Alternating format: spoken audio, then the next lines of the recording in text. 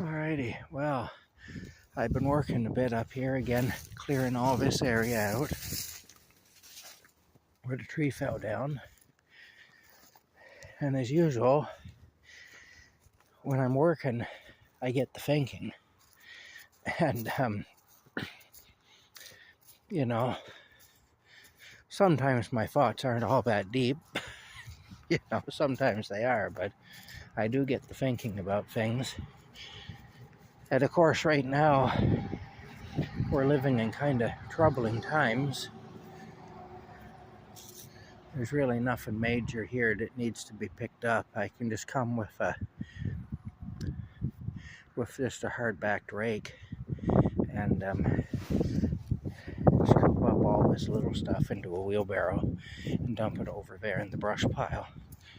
But anyway, it does get me thinking, and I think I have an idea of what's happening here in Canada and what has been happening for longer than I've been alive anyway, and I'm going to be 57 this year. I was born in 1968.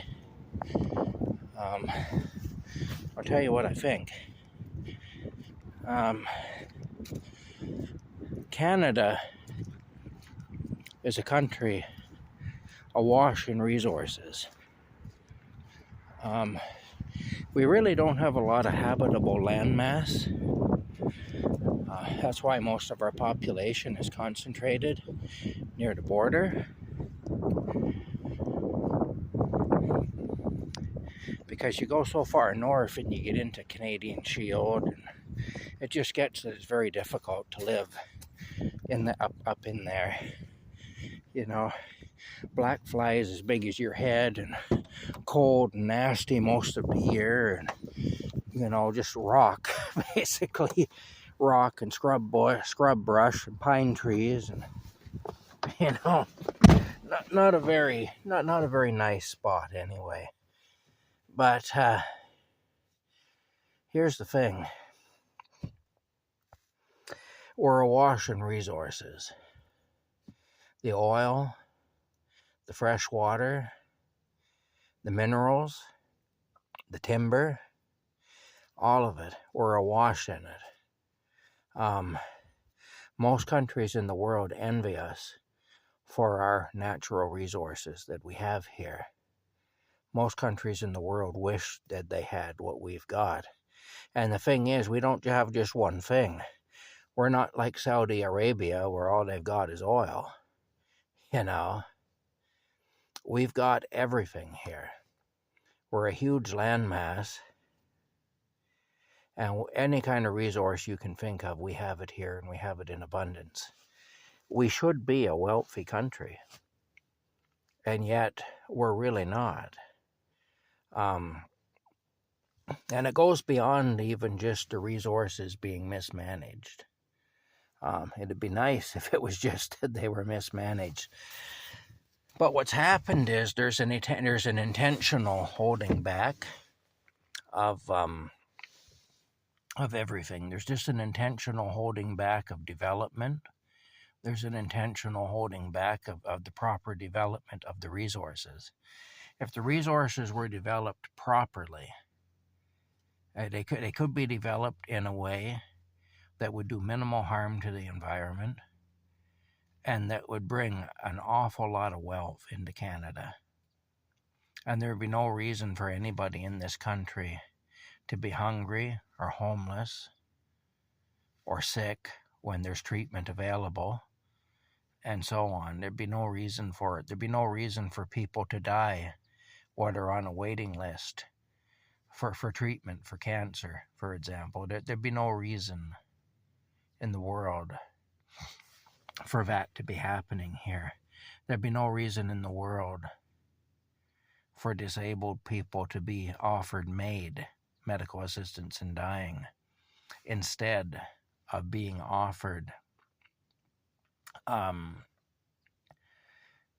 proper medical treatment and proper assistance and proper financial help so that they can have a quality of life. There'd be no reason why everyone couldn't experience the prosperity that we should be experiencing here. But what's happened is there's been an intentional holding back of that, even to the point where if a person wants to set out on their own and start a business, you just want to start a little business. You don't want to hurt anybody. You don't want to sponge off anybody. You have an idea, it's a good idea, and you want to establish something and to build something that will be of service to the community, of service to your fellow man, and something that you can leave for your children when you're no longer here. A legacy of sorts. If you want to do that, our system will do everything in its power to hold you back, everything in its power to make it difficult for you. They make it nearly impossible to build anything. They make it nearly impossible to do anything. They hold us back from harvesting the natural resources. And like I say, we're awash in them. We have more than enough. We're actually a very blessed nation in so many ways. But I think I know why it is. And I'm going to tell you what I think. I'm going to tell you my theory on it. I think that the reason that it is that way here can be traced back to our British roots. And this isn't a knock against British people. I know British people who live here, and I think very highly of them. So I'm not knocking the British people here when I say this. I have some really good friends who are actually British in origin, who came here, from Britain, born over there and everything. So, and I think very highly of most of the people I've known who come from Britain. I think very highly of. So this isn't a knock against individual people who happen to be a British heritage or who happen to have come here from Britain. This isn't that at all. So I want to make that perfectly clear. However, British society is very hierarchical, and Canada is very much steeped in British tradition. And so there's a class system that exists in Britain, and there's a certain group at the top of it, and they don't want to share with the people below. They kind of want to keep the people below down. They want to keep the people below in a state of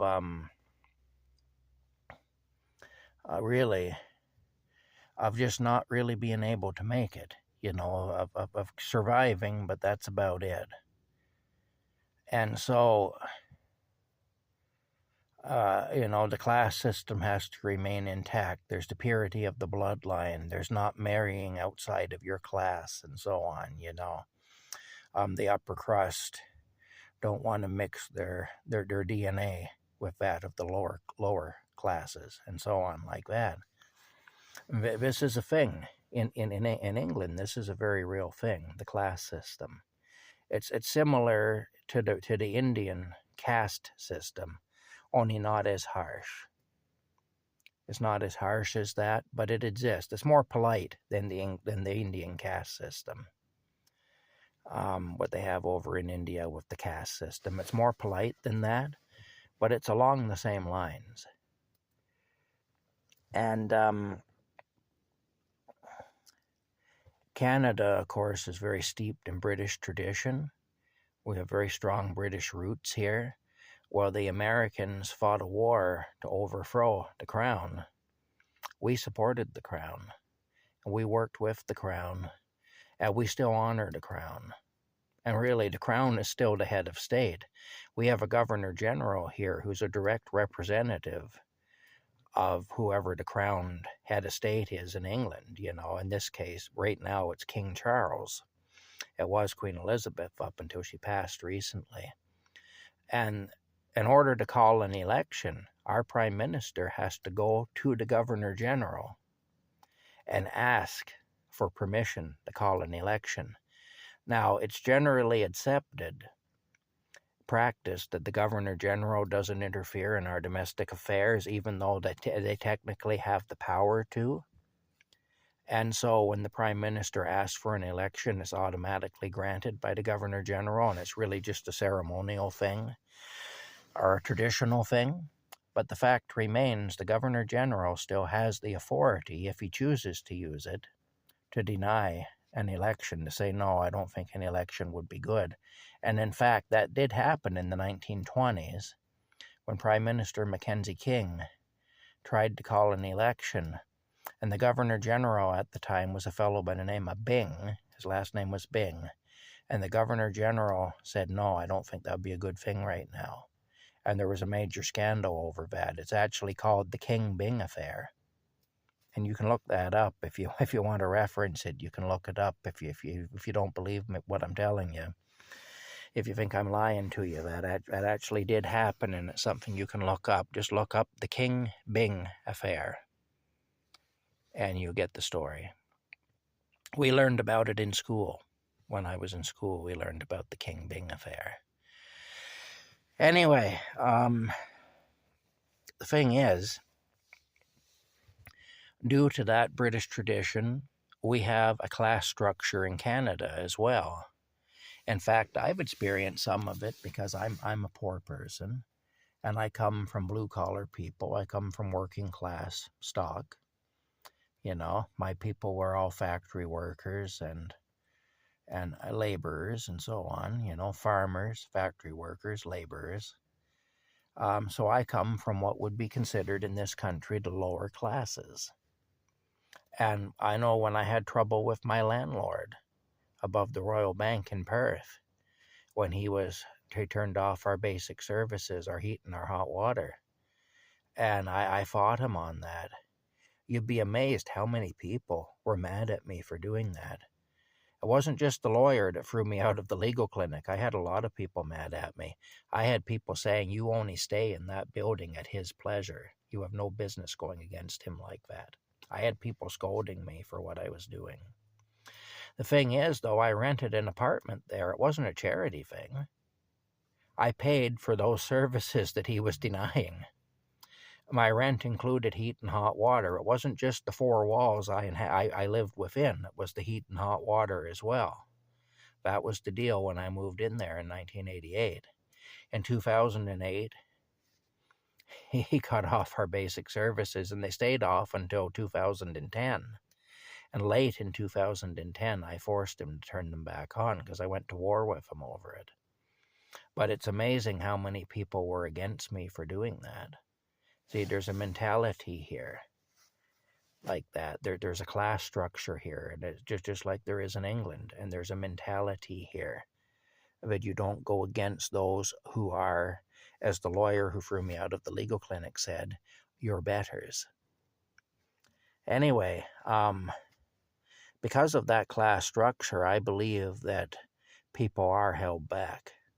I believe we have a system that intentionally holds you back, that kind of keeps people down. I know people who are far smarter than I am, and who are far more hardworking than I am too, and they're not able to make a go of it. They're struggling.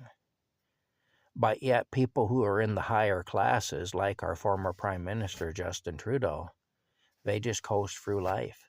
Everything goes their way, you know. And the system opens doors for them while it's slamming doors in the faces of the people below. And I've seen this happen many times. And it's really difficult here. If you come from the lower classes, it's very difficult to get up out of that. And I do believe that there is a connection there between our history and our traditions here in Canada and our deep and intimate ties with England and with the British Crown and with British nobility and so on. Anyway, that's just a theory I have about why things are the way they are here.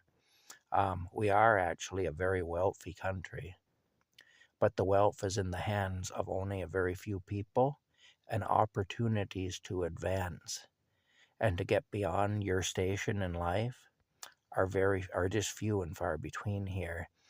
And like I say, you can work hard here and not get ahead, and you can be smart here and not get ahead, because there's just too much red tape, there's too many roadblocks, and it's very difficult anyway.